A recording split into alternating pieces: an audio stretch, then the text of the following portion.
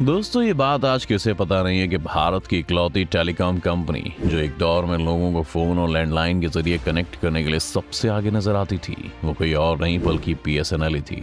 और आपको अगर याद हो तो प्रीति जिंटा के वो एड में लड़के के घर सब कुछ होते हुए भी लड़की शादी से सिर्फ इसलिए मना कर देती है क्योंकि लड़के के घर बीएसएनएल का कनेक्शन नहीं होता। आपके घर का नंबर नहीं है, बीएसएनएल लैंडलाइन नहीं है। डैड, मैं यहाँ शादी नहीं करूँगी।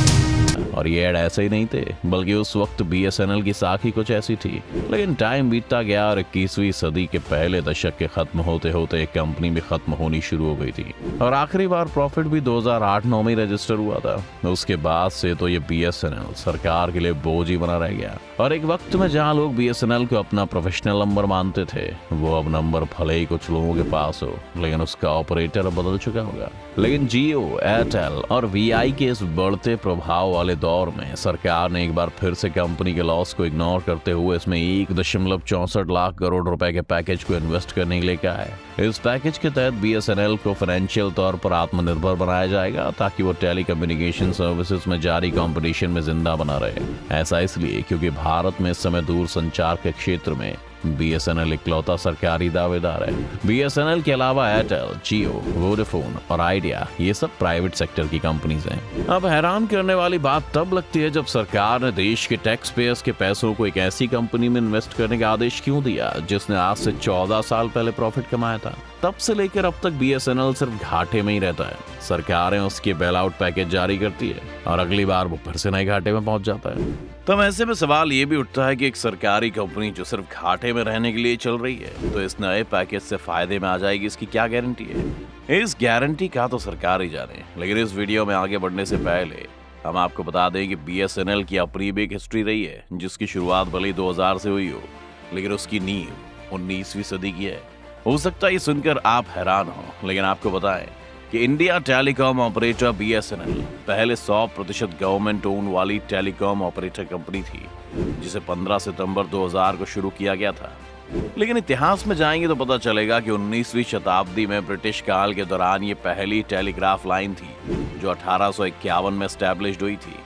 1854 में भारत की जनता ने टेलीग्राफ सेवाओं का उपयोग करना शुरू किया। 1885 में ब्रिटिश लेजिस्लेटिव काउंसिल द्वारा पारित भारतीय टेलीग्राफ अधिनियम 1975 में ये पोस्टल टेलीग्राफ से अलग हो गया और 1980 में टेलीग्राफ सर्विस की आवश्यकता के कारण एक टेलीग्राफ विभाग बनाया गया।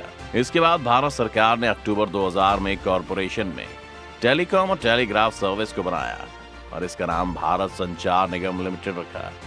चूंकि तार यानी टेलीग्राम सेवाओं को जुलाई 2015 में बंद कर दिया गया था, इसलिए तब से लेकर आज तक बीएसएनएल सिर्फ एक टेलीकॉम कंपनी बनकर रह गई है। तब ऐसे में एक सवाल ये भी उठता है कि एक सरकारी कंपनी जो सिर्फ घाटे में रहने के लिए चल रही है, तो इस नए पैकेज से फायदे में आ जाएगी, इसकी क्या गारंटी है?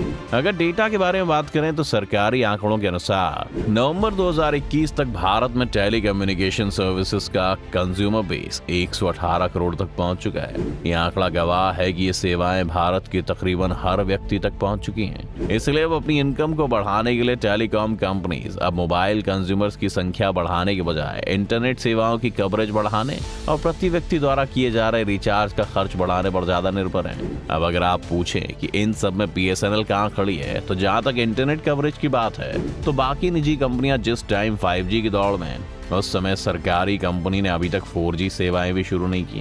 अब ऐसे में मोबाइल पर टीवी, गेम्स और वीडियो कंजप्शंस के बढ़ते चलन के दौर में बीएसएनएल की 4G सेवाओं में गैर मौजूदगी ये समझाने के लिए काफी है कि कंपनी अपने ग्राहकों की जरूरत के लिए कितनी सजग है और उसमें खुद को सबसे आगे रखने की कितनी ओर है। खैर, अभी के लिए अगर इंटरनेट सेवाएं छोड़ भी दें तो telecom regulatory authority of India यानी कि ट्राई, जो टेलीकॉम सेक्टर पर नजर रखने का काम करती है, उसकी तरफ से दिए गए कुल कंज्यूमर स्टैटिस्टिक्स के अनुसार भी 2019 में कंपनी के ग्राहकों की संख्या घट रही है, जबकि टेलीकम्युनिकेशन क्षेत्र में दो बड़े खिलाड़ियों एयरटेल और जियो ने इस दौरान अपने ग्राहकों की संख्या में रिकॉर्ड बढ़ोतरी की है। इस टाइम के दौरान टाटा इस बाजार से बाहर हो चुका है, जबकि वोडाफोन और आइडिया एक साथ आकर किसी तरह टिके हुए हैं। तो अब ऐसे में 3G किंग बीएसएनएल का क्या हाल होगा, ये तो आप समझ ही चुके हैं। अब अगर दिक्कतों की बात करें तो बीएसएनएल की दिक्कत सिर्फ मॉडर्न टेक्नोलॉजी और सेवाओं तक ही सीमित नहीं है, बल्कि सरकारी कंपनी के स्टाफ होने के नाते इस कंपनी के स्टाफ खुद को कस्टमर्स के लिए जवाबदेह समझने के बजाय खुद को ही सरकार समझने लगे हैं।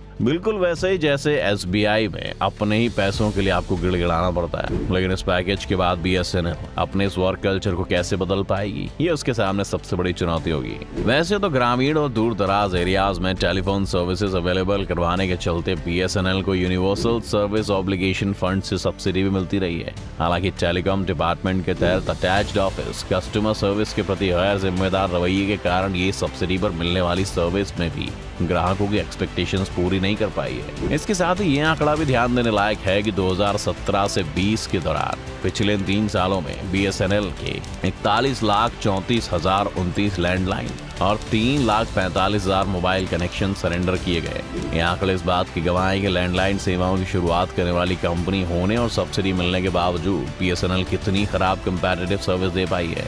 अब सरकार की तरफ से मिलने वाले इस पैकेज के बूते BSNL की रिस्टोरेशन की संभावना का एनालिसिस करने के लिए ये भी जरूरी है कि इस कंपनी के हाल के सालों में फाइनेंशियल परफॉर्मेंस को देखा जाए, जिससे आपको ये पता चलता है कि कंपनी पिछले 3 सालों से लगातार घाटे में जा रही है और इस पर लोन बढ़ रहा है। मार्च 2020 तक कंपनी का लोन 21,902 करोड़ रुपए तक पहुंच गया है, जो कि इस बात का प्रूफ है कि कंपनी ग्राहकों का भरोसा गंवा चुकी है। ऐसे में पैकेज इसकी किस्मत बदल सकेगा, इसकी संभावना कम ही दिखाई दे रही है। अब आते हैं उस सवाल पर, जब इसके फिर से खड़े होने की संभावना इतनी कम है तो आखिर सरकार ऐसा कर क्यों रही है? तो दोस्तों, BSNL को बचाने के पीछे एक लॉजिक ये दिया जा रहा है कि दूर दराज के इलाकों में टेलीकॉम सर्विसेज पहुंचाने के लिए किसी सरकारी कंपनी का होना जरूरी है।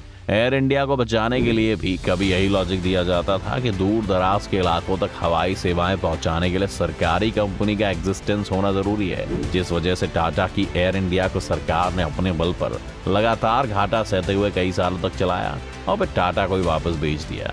अब इस एग्जाम्पल से आप समझ सकते हैं कि BSNL का क्या हाल होने वाला है। क्योंकि ये बात एयर इंडिया से प्रूफ हो चुकी है कि देश के कोने कोने तक फ्लाइट सर्विस पहुंचाने के लिए सरकारी सहयोग वाली प्राइवेट कंपनियां ज्यादा प्रॉफिट कमा के दे सकती हैं। इसलिए ग्रामीण और दूर दराज के इलाकों में ब्रॉडबैंड और दूर संचार सेवाएं पहुंचाने के लिए भी फ्लाइट सर्विस जैसा मॉडल अपनाया जा सकता है। और साथ ही इंसर्जेंसी या फिर हिंसा से प्रभावित और आर्मी के लिए क्रिटिकल एरियाज को मार्क करके मात्र इन सेवाओं को प्रदान करने के लिए BSNL को पूरी तरह से इस्तेमाल किया जा सकता है, ताकि सरकार के खजाने या कहें कि आम लोगों की जेब पर कम बोझ पड़े। दोस्तों, आमतौर पर मोदी सरकार का मेन फोकस हमेशा से ही सरकारी कंपनियां चलाने से ज्यादा देश चलाने पर रहा है, जिसकी वजह से सरकार ने कई सरकारी कंपनियों में प्राइवेटाइजेशन करने पर बहुत जोर दिया है और भारत में प्राइवेटाइजेशन बड़े लेवल पर हो भी रहा है। लेकिन ऐसे में BSNL के मामले में बिल्कुल अलग रुख क्यों अपनाया जा रहा है, ये समझ से परे है। खैर, सरकार की इसके पीछे क्या मंशा है, ये तो आने वाले समय में ही पता चलेगा। लेकिन क्या BSNL कभी सरकार को एक प्रॉफिटेबल बनकर फायदा पहुंचा पाएगा, ये बात देखने वाली होगी। आपकी इस मामले में क्या राय है, हमें कमेंट करके जरूर बताएं। साथ ही इस वीडियो को लाइक और शेयर करना ना भूलें और हमारे चैनल को सब्सक्राइब करें।